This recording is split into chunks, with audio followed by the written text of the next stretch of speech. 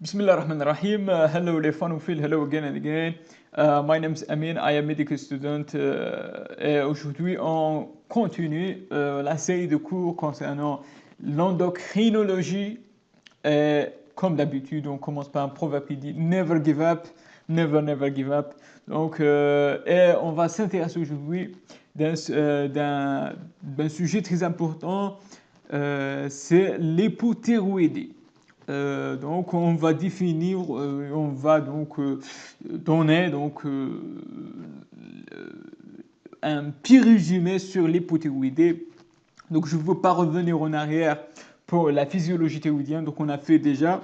Vous pouvez le voir donc dans les cours de la physiologie de la thyroïde pour vous puissiez pour comprendre donc quelque chose. Parce que la physiologie, c'est de la base de l'endocrinologie, comme vous savez. Donc, l'hypothyroïdie,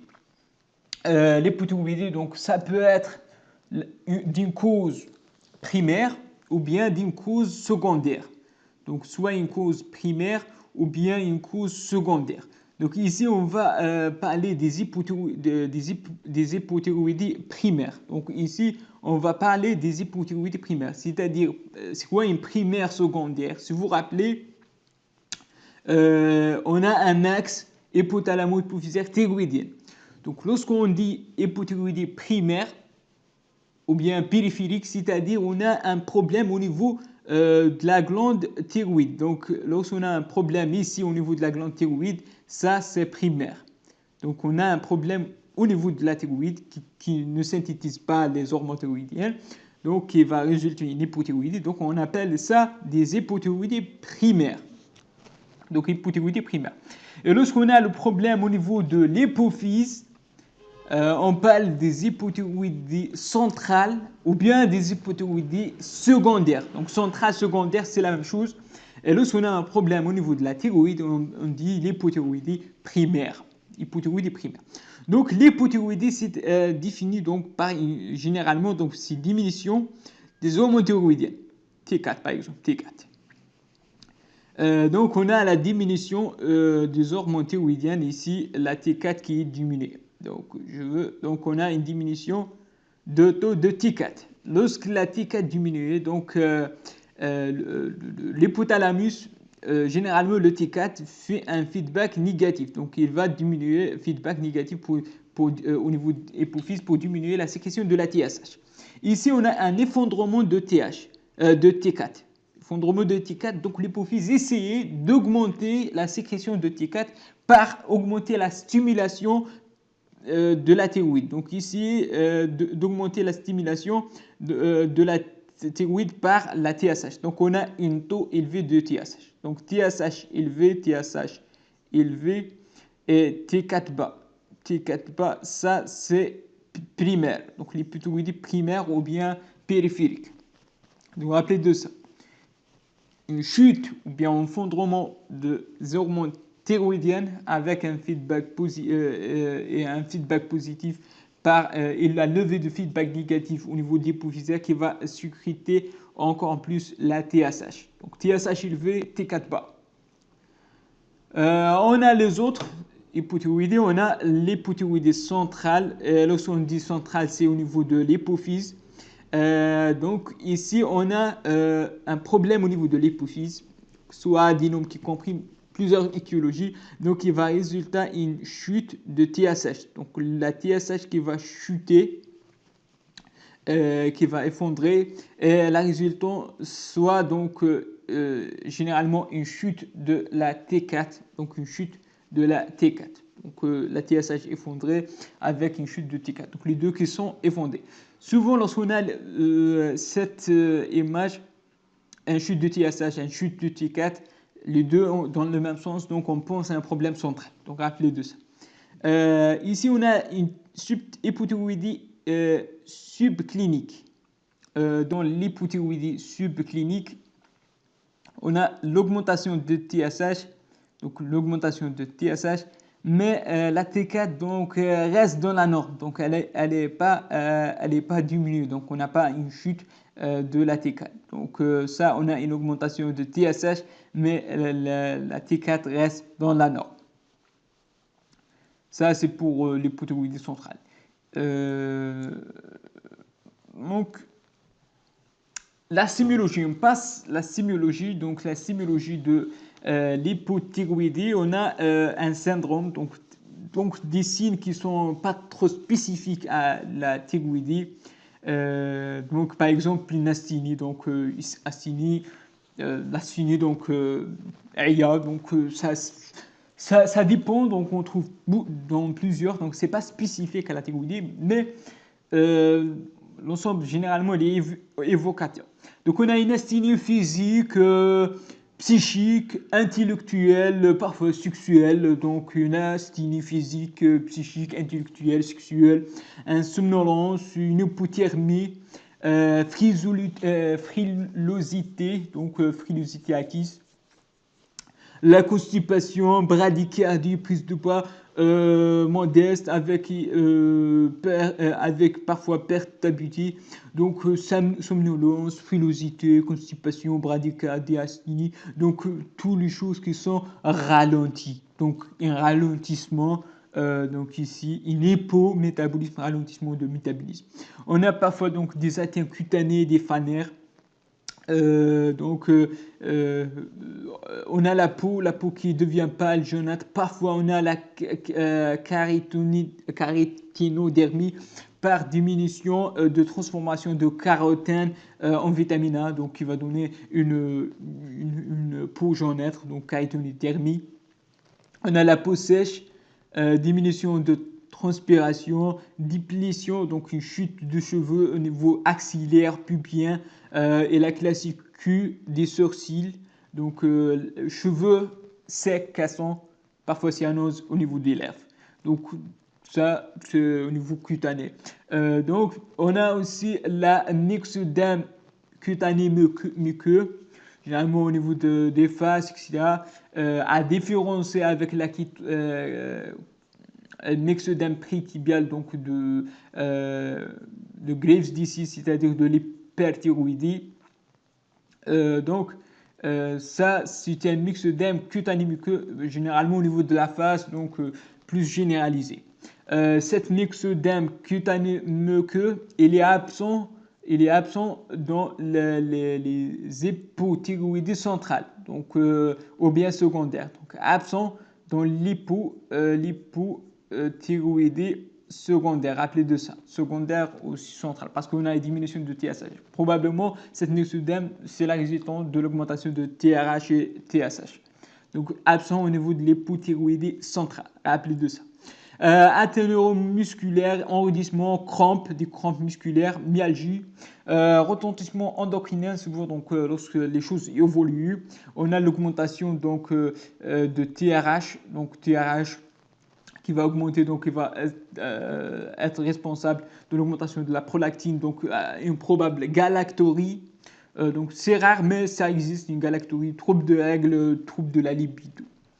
Donc on parle d'une complication de cette hypothyroïdie qui peut aller jusqu'à un coma appelé la coma myxœdémateux. Donc la coma myxœdémateux, on a dit que donc généralement elle survient en cas d'hypothyroïdie primaire profond lorsque TSH augmente supérieur à 50 et ancienne. Donc lorsqu'elle traîne longtemps, donc on a cette coma myxœdémateux. Donc dans cette coma, on a dit que dans l'hypothyroïdie, on a un ralentissement. Mais ici, on a un ralentissement trop important, un très ralentissement.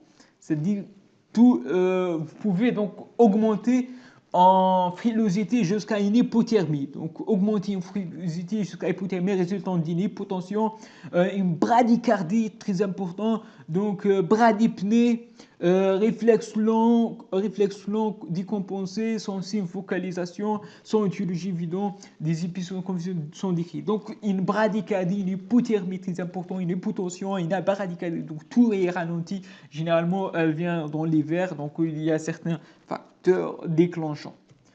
Des anomalies en biologie, on a l'anémie, donc des anémies, des troubles de la coagulation. Et ce qu'il faut rappeler de ça, dans la bilan lipidique, on a une hypercholestérolémie. Donc lorsqu'on a une chute des hormones thyroïdiennes. Donc, le métabolisme de cholestérol va chuter, la dégradation du cholestérol, on peut dire, va chuter, donc il va résulter en une augmentation de la cholestérolie, hypercholestérolémie, et l'hyponatrémie de dilution. Donc, hypercholestérolémie, hyponatrémie de la dilution. Les étiologies, on a beaucoup, mais la plus fréquente, c'est une thyroïdite auto-immune. Et lorsqu'on dit auto-immune, on dit généralement un terrain féminin, donc une femme chez une femme, qui résulte une maladie auto-immune, c'est la thyroïdite d'Hashimoto. Donc, thyroïdite d'Hashimoto, check, rechercher les anticorps. Généralement, on trouve les anticorps anti-TPO, anti-thyroperoxydase. Donc, c'est un enzyme très important dans la synthèse, la thyroperoxydase. Généralement, on trouve ces anticorps positifs.